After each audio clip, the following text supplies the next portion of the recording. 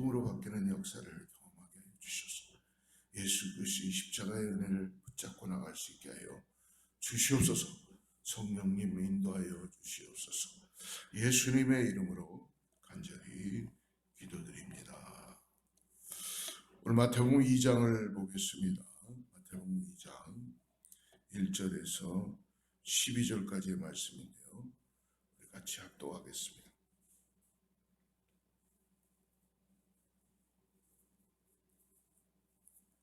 사실인 줄 알고 같이 합독합니다. 헤롯 왕 때에 예수께서 유대 베들레헴에서 나심에 동방으로부터 박사들이 예루살렘에 이르러 말하되 유대인의 왕으로 나신 이가 어디 계시냐? 우리가 동방에서 그의 배를 보고 그에게 경배하러 왔노라 하니 헤롯 왕과 온 예루살렘이 듣고 수동한지라.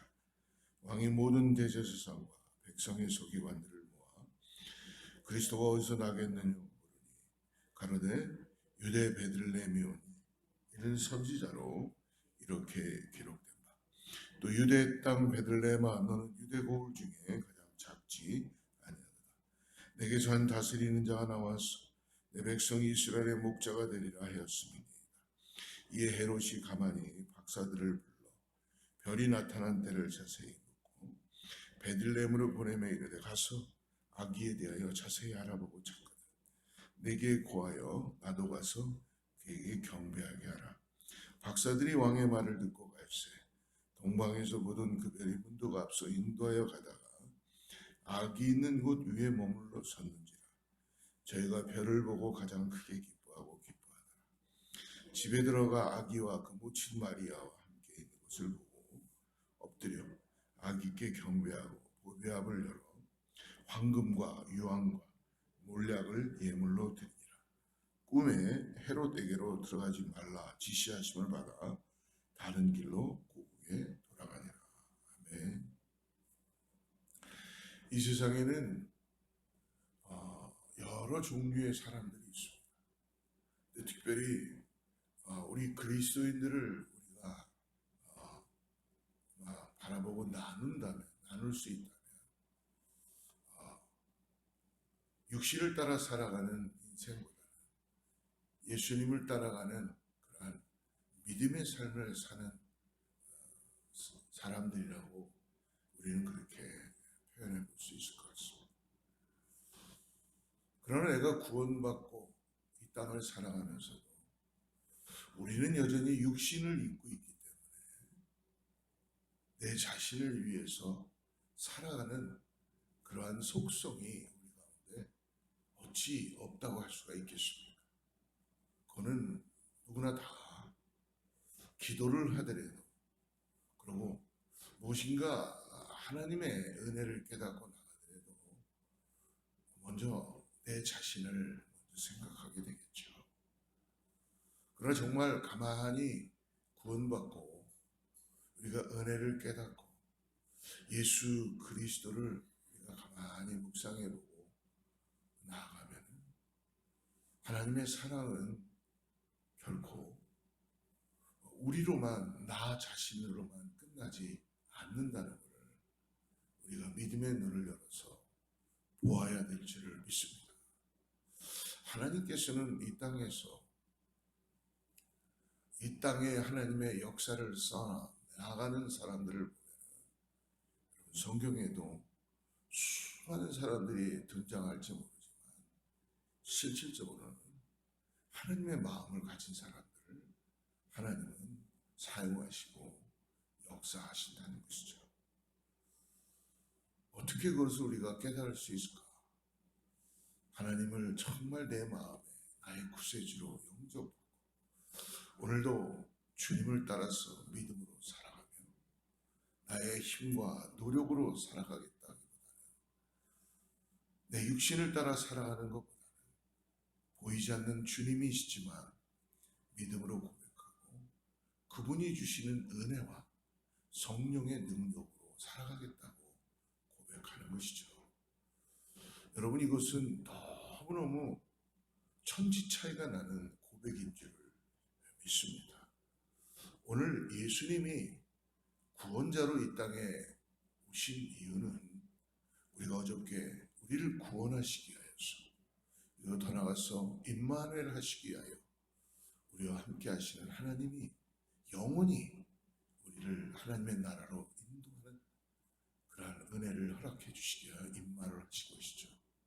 그 믿음이 우리 가운데 있다면 오늘 가장 중요한 이 예수 그리스도를 우리가 다시 믿음으로 부르고 붙잡고 그분을 의지하고 나아가야 될 줄을 믿습니다.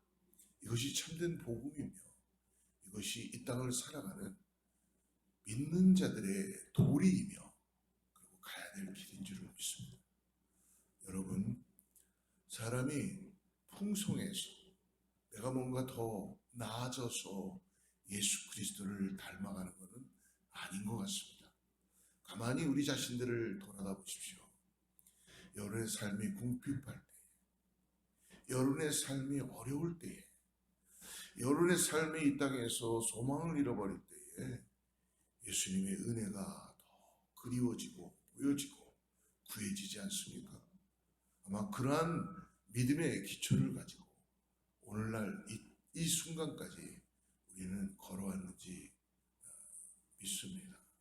여러분, 오늘 하나님은 살아서 역사하셔서 예수의 이름을 부르는 자들의 그 부르짖음을 결코 마다하지 않으시고 우리를 회복시켜 주시고 새롭게 해주시고 소망이 없는 곳에 소망으로 예수 그리스도가 소망으로 다시 우리의 심령 가운데 나타나게 되는 것을 믿으시기를 주로 축복합니다. 오늘 특별히 우리가 읽었던 마태복음 2장은 이 땅에서 나만을 위해서 사는 그런 인생도 있지만 메시아를 기다렸던, 정말 구원자를 기다렸던, 이름도 없고 빛도 없었던 그런 사람들이 또 등장하는 것을 볼 수 있습니다. 보면 이 마태복음 2장은 우리가 성탄절의 절기 때에 많이 나누던 말씀인데요. 실질적으로 성탄절에만 나누는 말씀이 아니라 예수 그리스도의 이 땅에 오신 그 나심은 우리에게 너무나 중요한 신앙의 화두가 되는 줄 믿습니다. 오늘 예수님께서 태어나신 곳은, 여러분, 성장하신 것은 나사렛에 있어서 성장하셨지만 예수님이 태어나신 것은 여러분 조그만한 시골의 마을 같은 작은 베들레헴에서 태어나셨죠. 오늘 1절 말씀을 한번 보십시오. 헤롯 왕 때에 예수께서 유대 베들레헴에서 나심에 동방으로부터 박사들이 예루살렘에 이르러 말하되. 마태복음의 처음에도 기록이 되어 있지만 아브라함의 약속과 다윗의 혈통을 통하여 메시아가 나실 것이다 라는 것은 이미 성경에서 계속적으로 예언하고 준비하라고 보여주셨습니다. 특히 720년 전에 미가 선지자를 통해서 정확하게 베들레헴에서 예수 그리스도가 태어나겠다라는 성경적 예언을 성취하셨죠. 미가서 5장 2절에 보니까 베들레헴 에브라다야, 너는 유다 족속 중에 작을지라도 이스라엘을 다스릴 자가 내게로 나올 것이다. 그의 근본은 상고의 태초에 있느니라. 즉 무엇입니까? 하나님은 천지를 창조하시기 전부터 예수 그리스도를 이미 태초에 함께 하심으로 인하여 이 땅에 역사하는 은혜를 경험하게 하셨다는 것입니다. 우리가 읽었던 이 장에 특별히 세 종류의 사람들을 볼 수 있습니다. 첫째는 1절에도 그렇고 3절에도 그렇고 나왔던 이 헤롯 왕입니다.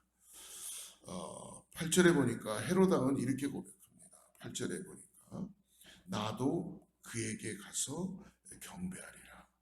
베들레헴으로 보내며 이르되 가서 아기에 대하여 자세히 알아보고 찾거든 내게 고하여 나도 가서 그에게 경배하게 하라.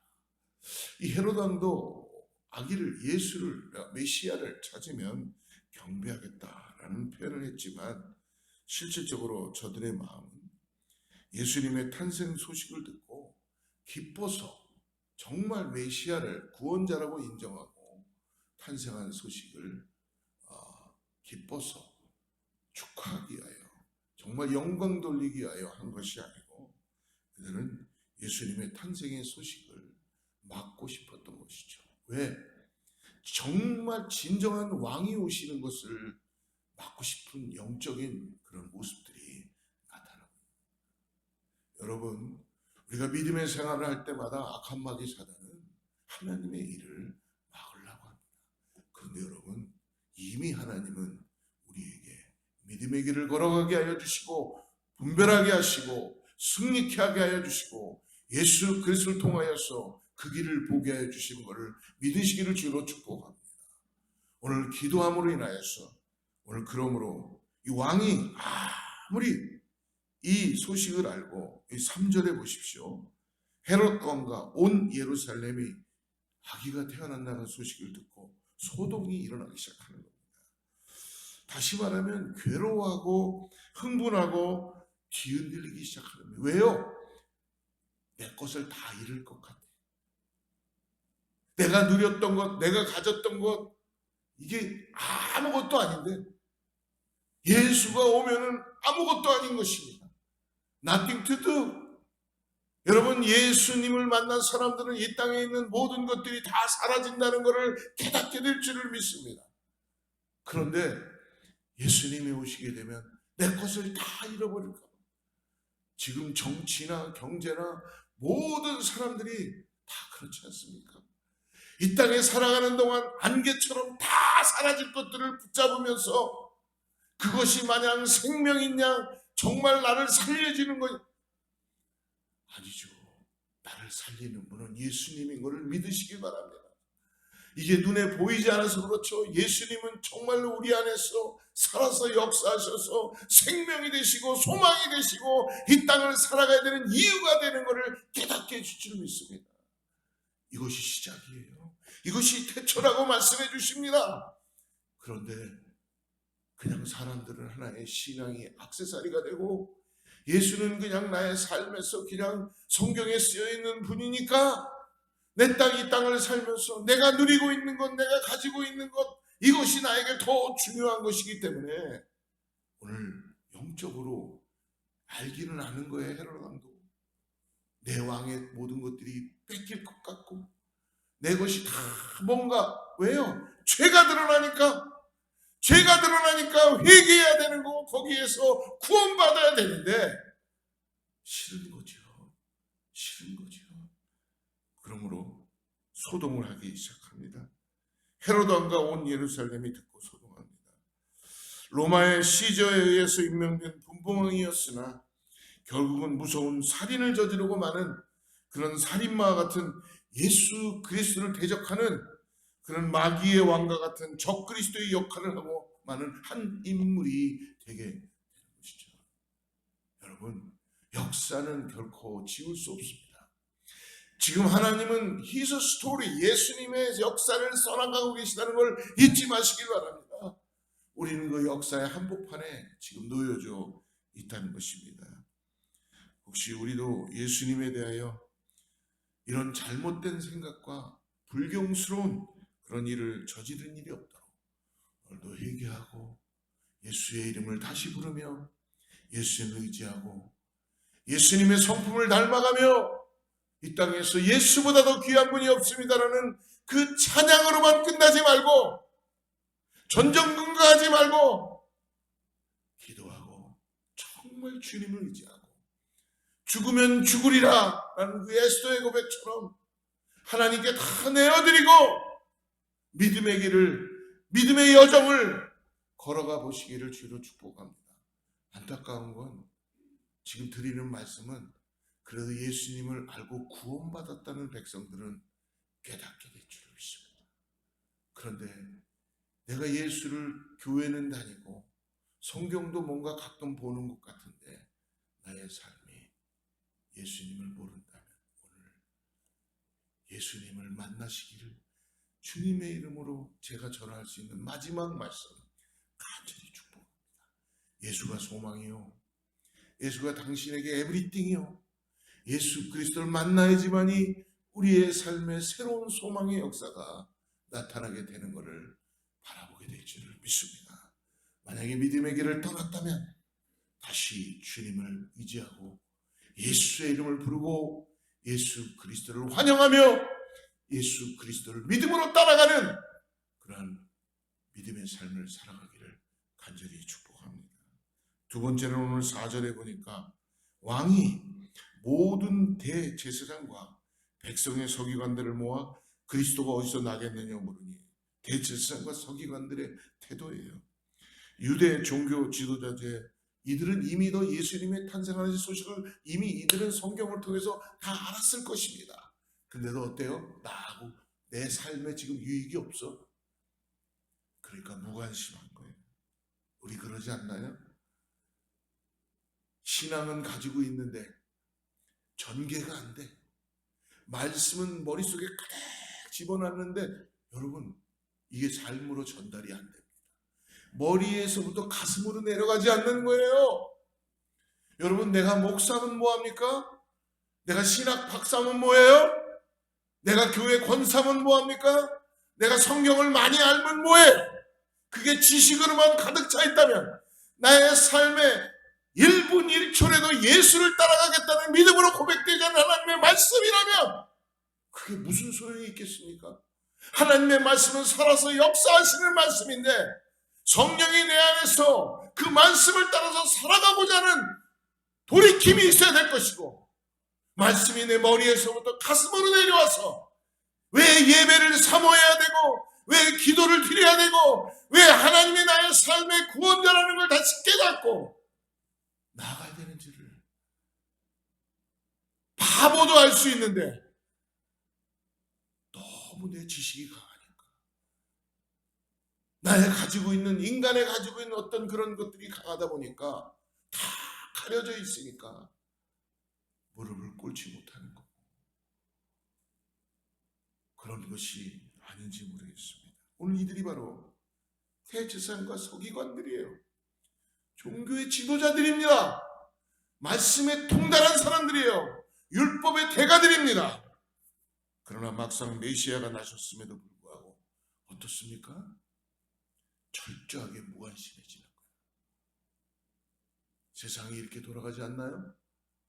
사랑하는 성도 여러분, 습관적으로 예배하고 습관적으로 헌금하고 그냥 습관적으로 봉사하고 있는 우리의 모습은 아닌지 모르겠습니다.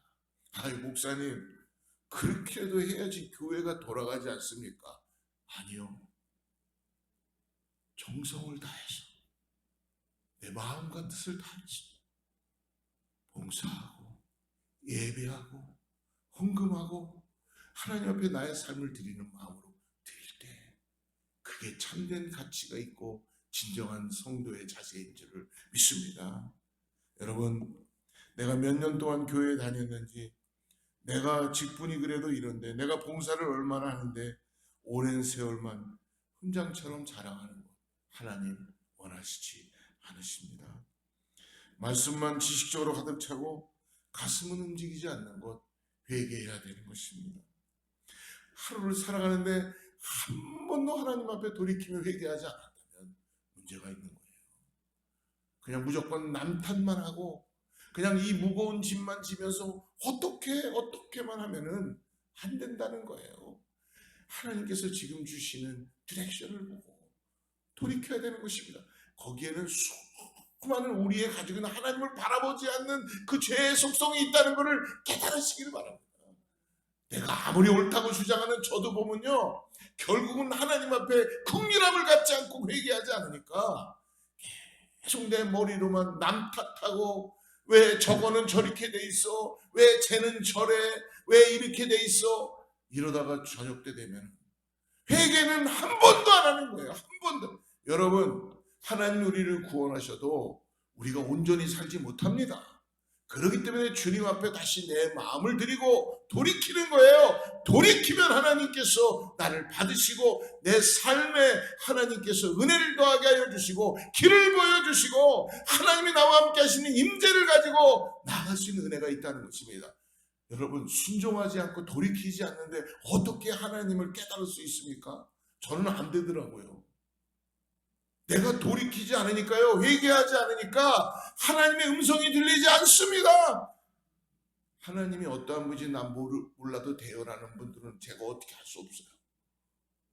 그러나 그래도 내가 구원받았다 그러고 교회 멤버십을 갖고 있다 그러고 그래도 내 삶이 매 주일날만 와서 예배는 드리는 거지만 이 주일만 드리는 예배는 여러분들 일주일 내내 아마 교회와 관계가 돼 있다고 저는 우리 성도님들 보면 그렇게 봐요. 왜? 아무리 교회를 떠나서 있는 것 같지만 다 이 주위에 살고 계시니까 매일같이 전화하면 무슨 권사님 전화하고 어쨌든 교회에 일어나는 일들을 통해서 살아가잖아요. 아무리 부인하고 싶어도 그 주님의 은혜인 줄을 믿으시기 바랍니다. 그러면요 하나님 앞에 하루에 한 번만이라도 내 자신을 놓고 돌이켜 보시기 바랍니다. 그때 하나님의 음성이 들릴 거예요. 그때 하나님이 여러분들에게 은혜를 부어주실 줄 믿습니다. 오늘은 이것을 우리에게 다 말씀해 주는 줄을 믿습니다. 세 번째 누굽니까? 동방 박사들이 오늘 나오게 되죠. 2절 보니까 유대인의 왕으로 나신 이가 어디 계시냐? 우리가 동방에서 그의 별을 보고 그에게 경배하러 왔노라. 참 특이한 사람들입니다. 아마 천문학자들이고 이방인이고 전문가들인 것 같아요. 이분들이 얼마나 먼 거리인지 몰라도 적어도 수천 킬로미터를 그들은 별을 보고 걸어서 왔어요. 아기 예수 나심을 경배하고 축하하게 오셨다는 것입니다. 그것도 그냥 온 것이 아니라 가장 귀한 예물을 들고 죽음을 무릅쓰고 동방에서 별을 보고 지금 동방이 아마 이란으로 추측한다고 합니다. 교통수단도 발달되어 있지 않았으나 얼마나 먼 길을 갈지도 모르고 무슨 일을 만날지도 모르고 생업도 제쳐놓고 경배하러 떠났던 자들인 것 같습니다. 어느 날 제 사랑하는 친구가 같이 공부를 하다가 자녀 둘을 데리고 모든 걸 다 정리하고 선교지로 가겠다고 하는 그 친구를 보면서 제가 한편으로는 부러웠으면서도 또 한편으로는 좀 안타까운 마음이 있었던 적이 있었습니다.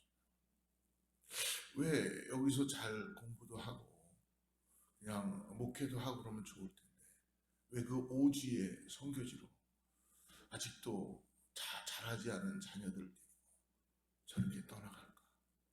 결국은 그 친구 선교사는 그곳으로 가서 하나님의 일을 그곳에 사는 사람들 어떻게 문명도 잘 깨달아지지 않았던 그 사람들과 어울리고 나중에 한 7년 지나서 나오게 됐는데요. 만났는데 아유 나 빨리 내 집으로 돌아가야 될 것 같아요. 왜요? 여기가 잘 안 맞습니다. 그러면서 다시 선교지로 들어가는 그 친구를 경험하게 되었습니다.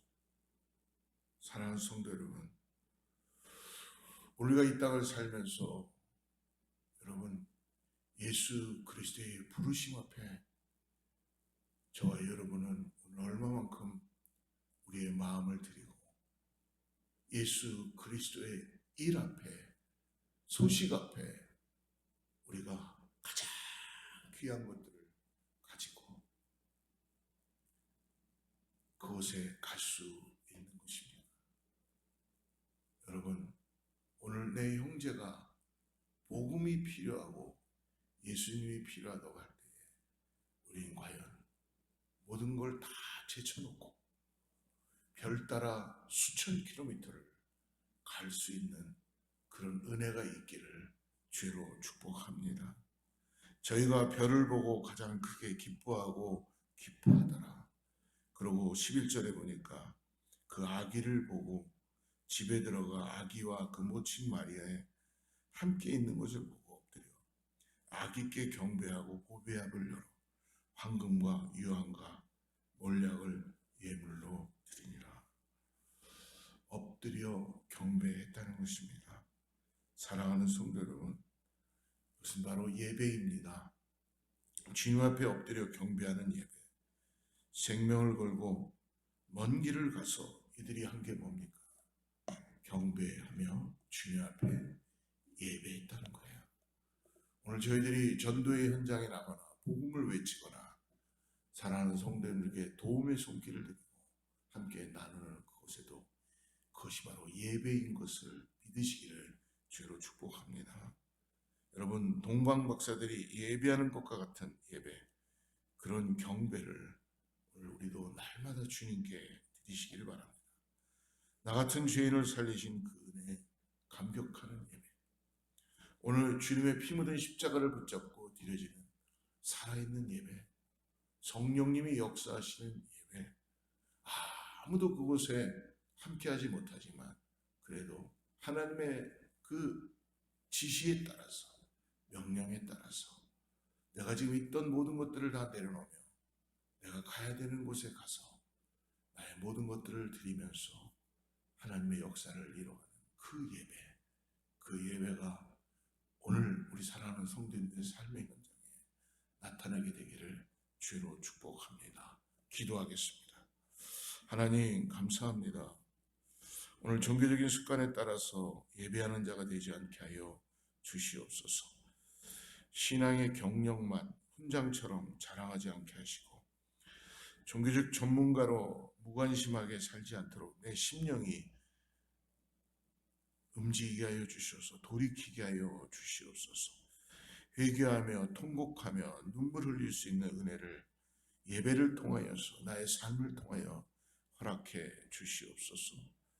하나님, 오늘도 무릎 꿇고 엎드려 경배하며 하나님의 음성을 듣기를 간절히 사모합니다. 주님의 임재 가운데 있는 귀한 성도님들 다 되게 하여 주시옵소서. 주님 홀로 영광 받아 주시옵고 예수님의 이름으로 간절히 기도드립니다.